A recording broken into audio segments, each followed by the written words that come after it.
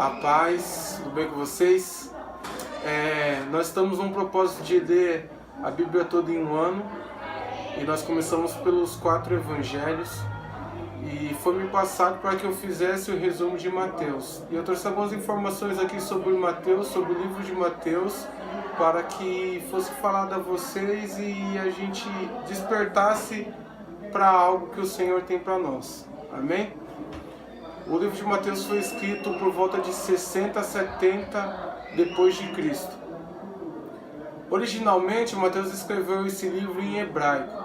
Lógico que tem algumas linhas de teologia que discutem se foi em aramaico, se foi em grego, mas provavelmente tenha sido em hebraico.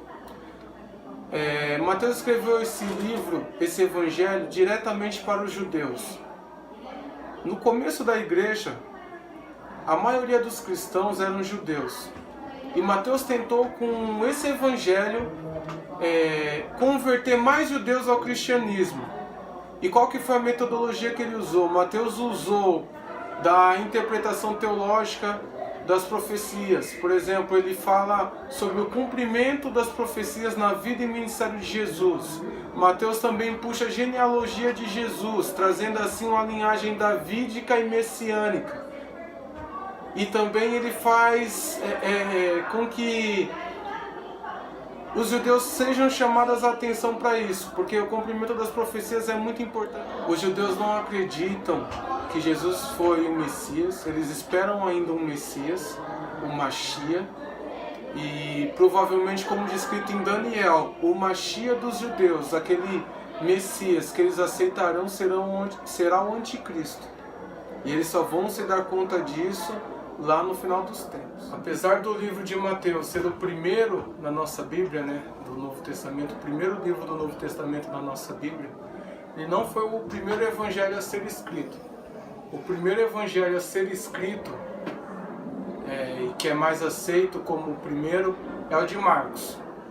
E Marcos escreveu esse evangelho baseado na tradição oral e também em um escrito muito antigo que se perdeu com o tempo, que é o Evangelho que era uma série de anotações de coisas que Jesus fez, de milagres, de falas, de pronunciamentos, e Marcos usou desse Evangelho para escrever também, para basear o Evangelho dele.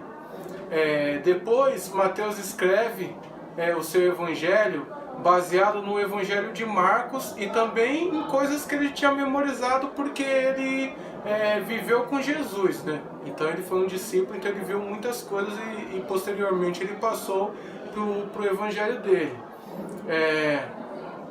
Na Bíblia, os 4 Evangelhos têm 3 Evangelhos que são sinóticos, que são Marcos, Mateus e Lucas. Eles são sinóticos porque eles tratam de uma mesma temática, de uma mesma visão. Eles tratam sobre a vida e ministério de Jesus, sobre os seus milagres, sobre suas parábolas, sobre os seus discursos, e eles compartilham de uma mesma visão. Dentre esses 3 evangelhos, Mateus foi o único que andou com Jesus, porque Marcos ele era um discípulo de Pedro e Lucas é um discípulo de Paulo. Então Mateus foi o único apóstolo a escrever o evangelho, um evangelho sinóptico no caso. Somente Mateus e João que escreveram um evangelho que no de João no caso não é sinóptico.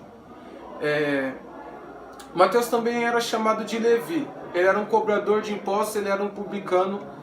E como relatado no Novo Testamento, no próprio livro de Mateus, os publicanos, os cobradores de impostos, eles eram odiados.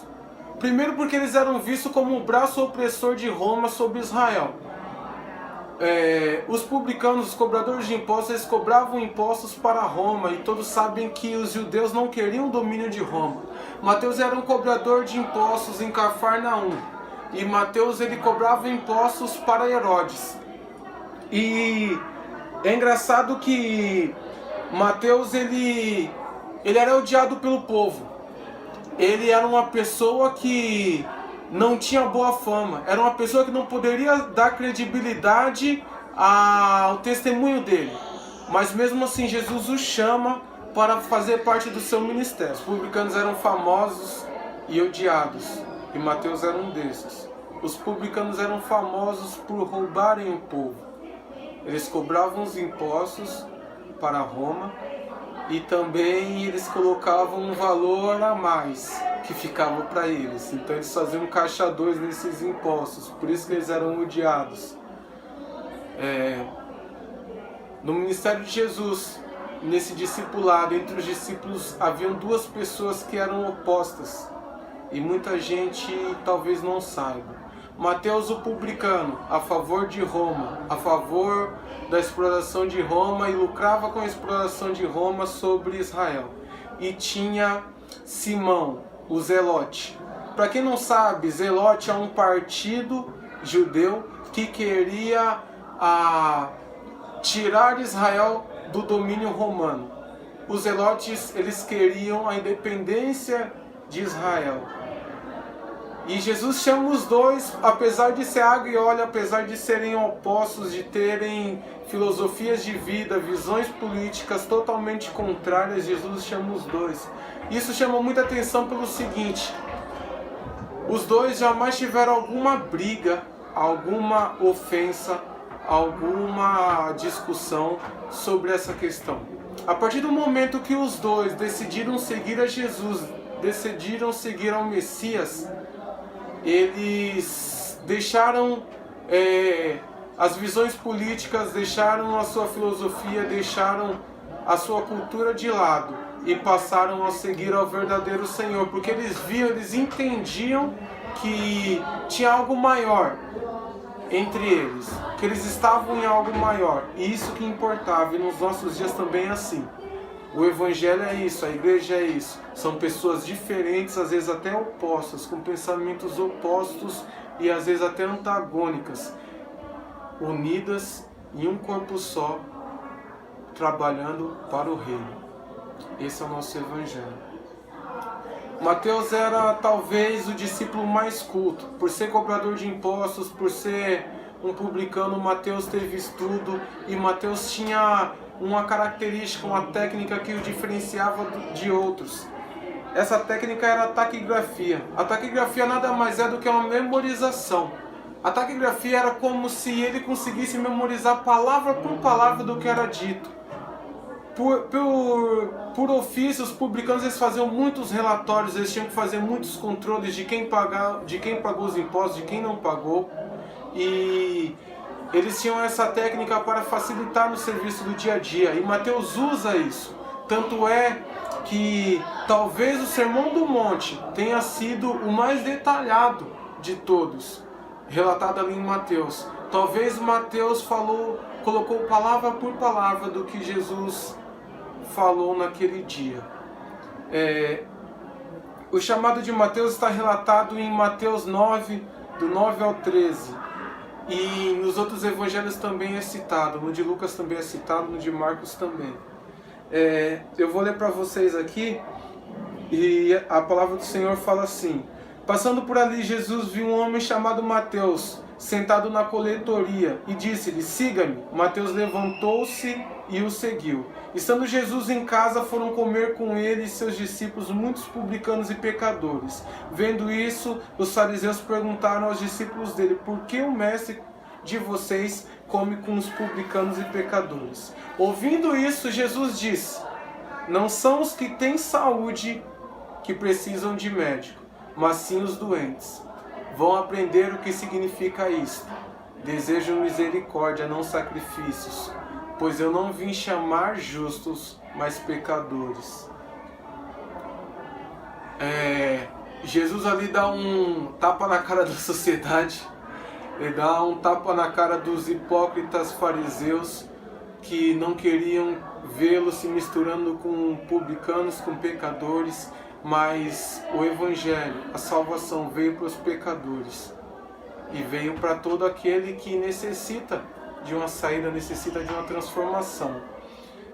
Agora nós vamos falar um pouco sobre o livro de Mateus nos quesitos de capítulos, como que ele foi estruturado e etc.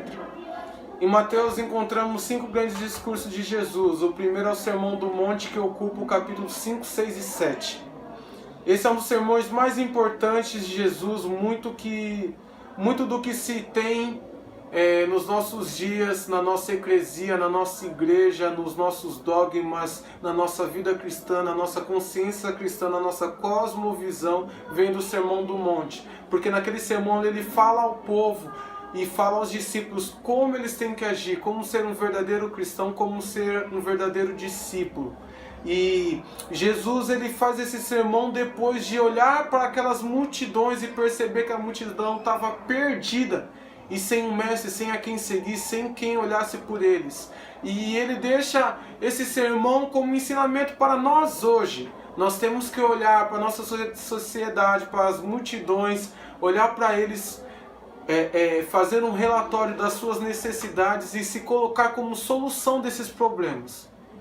E não como parte do problema, mas sim como parte dessa solução. No capítulo 10 de Mateus tem instruções aos discípulos. E ele manda os discípulos para fazer missões e ele passa algumas instruções no capítulo 10. No capítulo 13 tem uma série de parábolas onde ele explica para o povo um monte de questões. No capítulo 18 são instruções para a igreja. No Evangelho de Mateus é o único dos evangelhos onde aparece a palavra igreja. E é muito importante isso, porque a eclesia foi falada ali e hoje nós somos igreja, nos entendemos como igreja e é Mateus que traz essa consciência.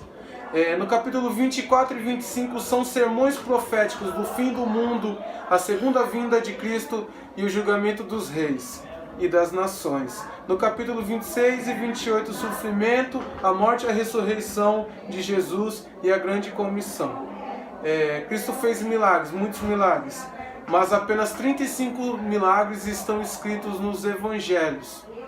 Desses 35 milagres, 20 estão em Mateus. E desses 20, apenas 3 são escritos só em Mateus. Então, de todos esses 35 milagres, 3 estão só em Mateus. Tem 51 parábolas nos evangelhos, 21 estão em Mateus. E dessas 21, 11 são encontradas apenas em Mateus. O evangelho de Mateus é composto por 28 capítulos, 1071 versículos, 20.410 palavras. E a última menção do nome Mateus na Bíblia é em Atos 1:13, pois ele estava na vigília que antecede o Pentecostes. Então provavelmente ele estava no Pentecostes e foi cheio do Espírito Santo. Mateus morreu na Etiópia, provavelmente no ano de 76 depois de Cristo, martirizado, cravejado por uma lança ou por uma espada. Ele morreu no nosso mundo, mas viverá eternamente porque ele cumpriu o seu chamado e cumpriu a sua missão para o reino de Deus. Amém?